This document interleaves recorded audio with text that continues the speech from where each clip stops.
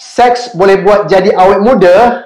Orang selalu fikir awet muda datang daripada produk penjagaan kulit, suplemen mahal atau diet sayur semata. Tapi sebenarnya, salah satu natural anti-aging terapi ada dalam tubuh sendiri, iaitu melalui seks. Masalahnya, ramai lelaki tak dapat pun rasa manfaat ini disebabkan masalah pancut awal dan juga mati pucuk.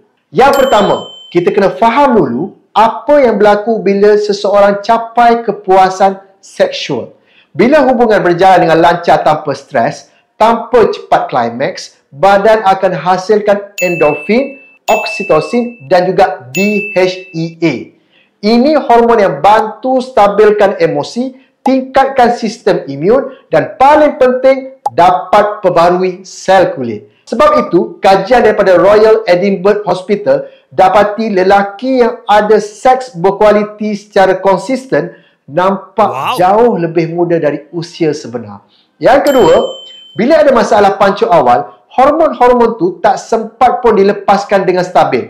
Baru nak mula, dah tamat. Badan tak sempat nak capai neurochemical release sepenuhnya. Jadi, walaupun kekerapan seks ada, manfaat fisiologi tu hampir kosong. Malah, rasa kecewa tu boleh naikkan hormon kortisol yang buat muka makin tua dan badan makin penat. Yang ketiga, bila ada masalah mati pucuk, bukan sahaja zakar susah keras, tetapi minda pun sentiasa dalam tekanan. Dan bila hormon lelaki ni rendah, otot mula surut, lemak perut makin banyak, tenaga pun makin merudum. Semuanya tanda-tanda penuaan dalaman yang boleh dilihat pada luaran. Yang terakhir, banyak lelaki fikir ini isu sementara. Tapi kajian daripada Journal of Sexual Medicine tunjuk lelaki yang biarkan PE ataupun ED tanpa rawatan lebih berisiko untuk alami kemurungan, masalah jantung dan kehilangan minat terhadap pasangan.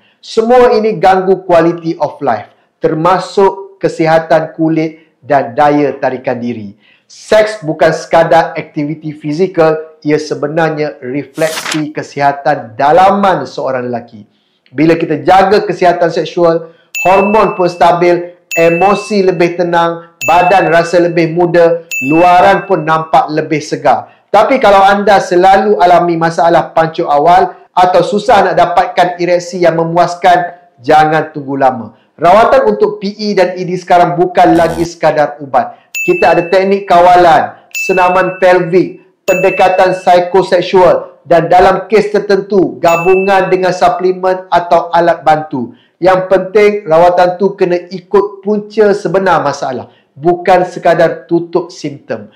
Jadi, kalau anda rasa hubungan anda makin hamba, tubuh makin lesu, keyakinan makin hilang, mungkin dah sampai masa untuk semak semula kesihatan seksual anda.